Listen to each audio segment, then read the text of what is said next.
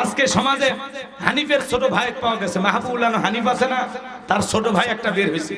উনি কয়েক বছর আগে বক্তব্য দিয়েছিল যে ওয়াজ মাহফিলের কারণে যাত্রাপালা গান বাজনা নষ্ট হয়েছে। এই যে নতুন একটা নেতা, কোন দলের আমি বলবো না, আপনার রাগ করার দরকার নেই। রাগ করতেছে, দলের নাম নিলে আবার ওনারা খুব রাগ করে, দরকার নেই নাম নেওয়ার। তো উনি বলতেছে যে বাঙালিদের সংস্কৃতি ঐতিহ্য হারিয়ে যাচ্ছে। কেন?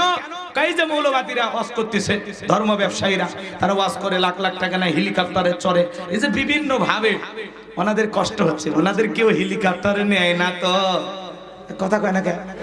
এই জন্য ওনাদের আফসোস অনুশোচনা, খুব মন খারাপ।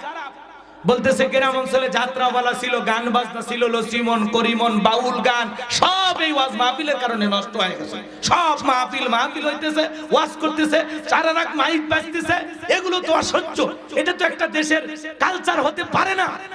যাত্রা হবে, গান হবে, সিয়াবাজি হবে, নাটক হবে, মেলা হবে, উৎসব হবে, গীতা হবে, না সব হবে, পাশাপাশি ওয়াজ মাহফিল হবে। মানে যাত্রা বন্ধ হওয়াতে নেতার আফসোস, নর্তগিরি একটু ধরতো, শুইতো, একটু আদর করতো। ঘরের বউদের এদের পেট ভরে না। এ কথা কর না কে বেটা, ভাজদামি তোর জায়গা পাও না, বয়স হয়ে গেছে তাও তোরা ভালো হলি না। হ্যাঁ, তুমি মুসলমান, তোমার উচিত ছিল যে দেশের যাত্রাপালা গান বাজনা বন্ধ হয়ে ওয়াজ মাহফিল চালু হয়েছে, আলহামদুলিল্লাহ, জামাত দেশের যুবকেরা গান বাজনা থেকে, হারাম গান থেকে ফিরে এসেছে আল্লাহর পথে, এজন্য দোয়া করা উচিত।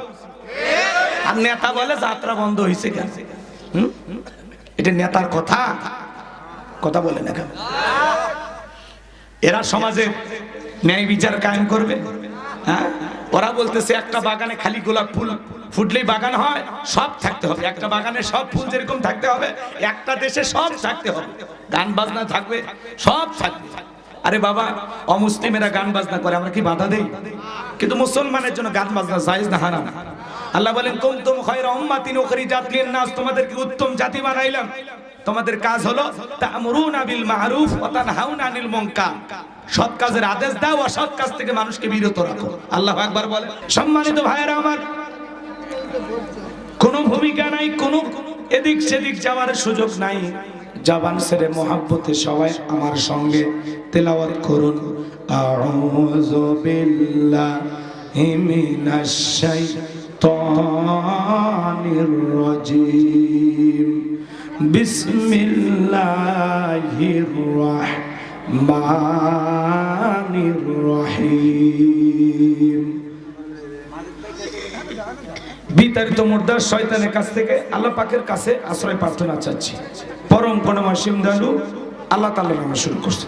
আমার আল্লাহ রাব্বুল আলামিন বলেন, ওয়া ইয ক্বালা মূসা লিকওমিহি ইন্নাল্লাহা ইয়া'মুরুকুম আন তাযবাহু বাকারা ক্বালু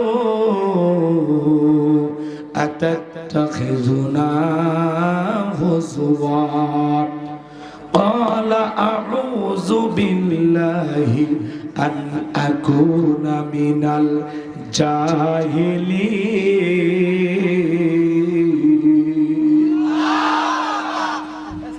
আল্লাহ রাব্বুল আলামিন জানিয়ে দিলেন,